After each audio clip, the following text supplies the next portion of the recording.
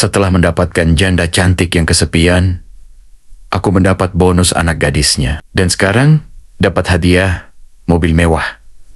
Haha, nasib orang tampan memang selalu mujur. Dendam. Bab 3. Mengapa aku dendam? Mungkin aku adalah laki-laki terkejam di dunia ini. Biarkan saja orang menilaiku demikian. Orang tidak tahu bagaimana sakit yang diderita oleh Saskia, adik sayanganku, karena perlakuan Indrawan. Dia dinikahi secara siri oleh lelaki pengecut itu, lalu ditinggalkan begitu saja. Dan dengan entengnya Indrawan kembali kepada anak istrinya dan tidak mengakui telah menikahi adikku. Semua foto dan video pernikahan dirinya dengan Saskia ia hapus secara diam-diam di ponsel Saskia.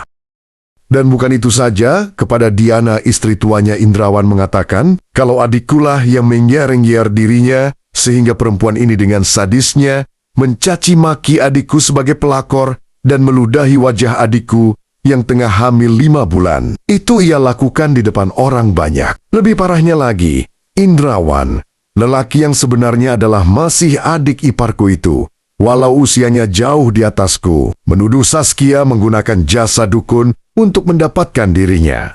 Bah, teori dari mana itu? Tuduhan yang teramat sadis dan kejam.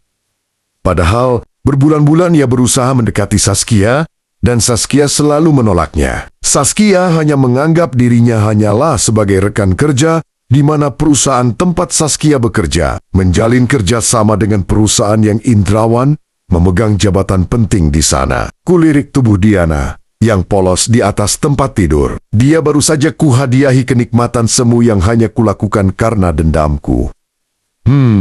Kuhela nafasku sekali lagi. Wajah polos adikku Saskia membuat darahku semakin meninggi. Saskia, adik bungsuku, kini hanya bisa menangis meratapi nasib buruk yang menimpanya dan menyesali kebodohannya. Ia bahkan beberapa kali jatuh sakit, padahal selama ini Saskia sehat-sehat saja. Tunggu dulu. Kalaupun mungkin ada kesalahan adikku karena mempercayai omongan Indrawan yang mengaku telah bercerai secara batin dengan istri alias tidak serumah lagi, aku juga setuju. Tapi adikku bahkan aku sendiri telah menanyakan itu kepada Indrawan, dan aku menyarankan agar Indrawan menyelesaikan dulu surat cerainya dengan istrinya itu terlebih dahulu sebelum menikahi adikku. Dengan wajah sangat meyakinkan Indrawan memohon kepadaku agar mau menikahkan dirinya secara siri dengan Saskia, dan ia berjanji serta bersumpah akan menyelesaikan persoalan itu setelah ia menyelesaikan kontrak kerja di kota kami. Katanya, ia tidak mau menanggung dosa zina mata. Tentu saja hal itu belum bisa meyakinkan kami. Tapi dengan wajah yang sangat serius, Indrawan berupaya terus meyakinkan kami dan bahkan bersumpah dengan meletakkan kitab suci Al-Quran di kepalanya. Sumpahnya, ia berjanji akan menyelesaikan perceraian resmi dengan Diana setelah pekerjaannya selesai dan tidak akan pernah meninggalkan atau menceraikan Saskia walau apapun yang terjadi. Jika ia mengingkari sumpahnya, maka hidupnya akan sengsara selama-lamanya dan mati dalam keadaan sesat dan mengenaskan. Kutanya saat itu, bagaimana jika ternyata nanti kamu kembali kepada istrimu dan meninggalkan Saskia? Aku bersumpah jika aku melakukan itu, maka aku, anak dan istriku Diana, serta keturunan kami selanjutnya akan sengsara dan menderita selama hidup. Katanya tegas.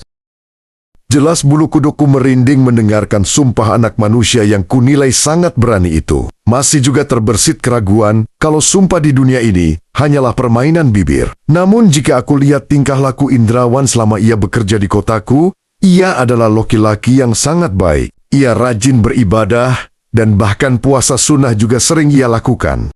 Aku tahu semua kegiatannya karena aku bekerja sebagai salah satu tukang bangunan di mana perusahaan tempat Indrawan bekerja sedang mengerjakan sebuah proyek pembangunan sebuah sekolah di desaku. Kemudian aku bertanya kepada adikku, Saskia. Aku melihat ia sudah memberikan lampu hijau untuk kehadiran Indrawan, dan sedikit aku bertanya-tanya di dalam hatiku, mengapa Saskia yang berbulan-bulan kekeh tidak mau menerima Indrawan, tiba-tiba secepat itu berubah pikiran. Apa alasanmu mau menerima Indrawan? Tanyaku 3 tahun yang lalu kepada Saskia. Bang Indrawan itu orang baik, Kak. Dia jujur dan rajin beribadah. Tidak mungkin orang seperti dia akan bersumpah palsu dengan menyebut nama Allah. Jawab Saskia mantap. Aku mengangguk dan setuju dengan pendapatnya. Karena ibu kami juga mengajarkan agar kami berhati-hati dalam berjanji dan bersumpah. Karena janji dan sumpah akan dicatat dalam pembukuan Allah, kata ibuku. Kia ingin dinikahi Bang Indrawan karena menurut Kia, Bang Indrawan patut dijadikan seorang imam. Kia butuh laki-laki yang bisa menuntun Kia ke arah yang lebih baik, Kak. Saskia menambahkan alasannya. Baiklah, aku menyetujuinya. Aku percaya kepada Indrawan untuk menitipkan Saskia, adikku satu-satunya, yang ku tahu mempunyai hati yang polos dan sedikit lugu, namun lumayan keras juga. Aku tahu dan paham sekali sifat baik dan buruk adikku itu. Saskia tidak suka menyakiti orang lain, namun apabila ia terus-menerus disakiti, maka pembalasannya amatlah keji. Dan itu mungkin tidak jauh berbeda dengan sifatku. Oke, baiklah. Kuteruskan dulu cerita tentang Indrawan dan Saskia. Setelah mereka berdua menikah, hidup Saskia dan Indrawan terlihat sangat bahagia. Indrawan sangat menyayangi Saskia, dan demikian pula sebaliknya. Adikku Saskia melayani suaminya dengan sangat baik. Bahkan aku belum pernah melihat istri sebaik Saskia. Setiap hari ia melayani suaminya tanpa mengenal lelah, memasak, menyuapkan makan, bahkan terkadang memandikannya. Pokoknya, Indrawan diurus bagaikan seorang anak bayi. Saskia mendapatkan figur suami sekaligus ayah pada Indrawan. Kami memang telah ditinggal ayah semenjak kecil. Aku bangga memiliki adik sebaik Saskia. Pada suatu hari, Saskia bercerita kepadaku, Kak, Bang Indra sangat cinta kepada Kia. Aku mengangguk senang mendengar cerita adikku dan siap mendengarkan curhatnya. Selanjutnya, Kak Sony tahu nggak?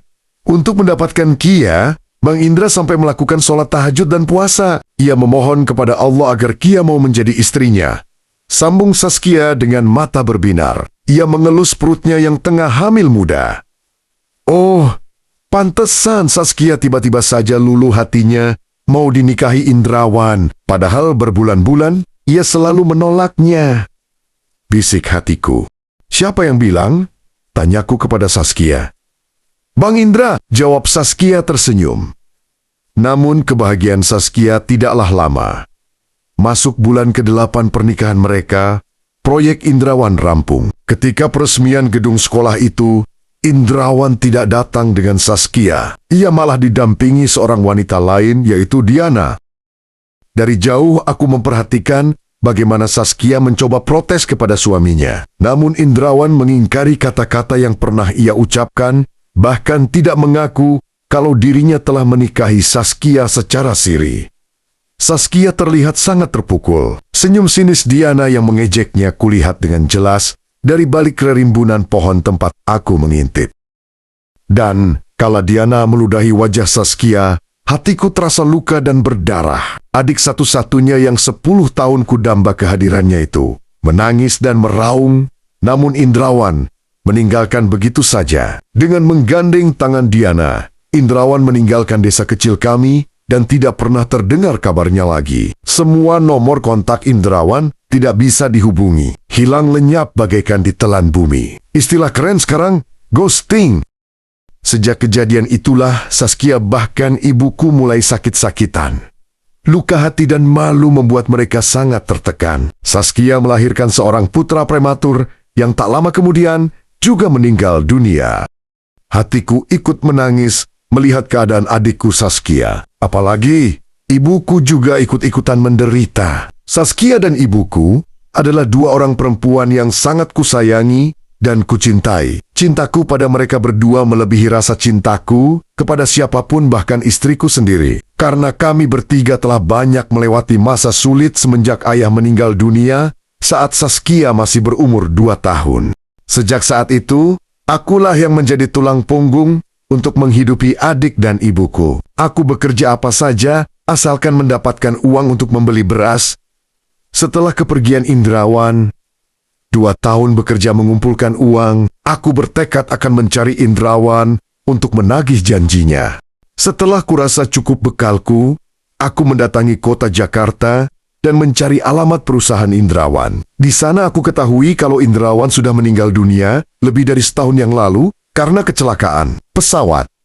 Untuk meyakinkanku, aku menelusuri alamat keluarganya dan anak gadisnya yang bernama Shanum. Shanum bekerja pada sebuah perusahaan dan aku mulai mengganggu kenyamanan hidupnya. Dan hasilnya, ia meludahi wajahku. Hahaha. Selain mengganggu Shanum, aku juga mendekati Diana. Wanita yang pernah meludahi wajah adikku itu terlihat tertarik kepadaku. Ya, sudahlah. Diana ku jadikan jalan tol untuk mewujudkan sumpah Indrawan kepada kami sekeluarga. Aku menikahi Diana dan sekaligus menghancurkan hidup Shanum, anak gadis Indrawan.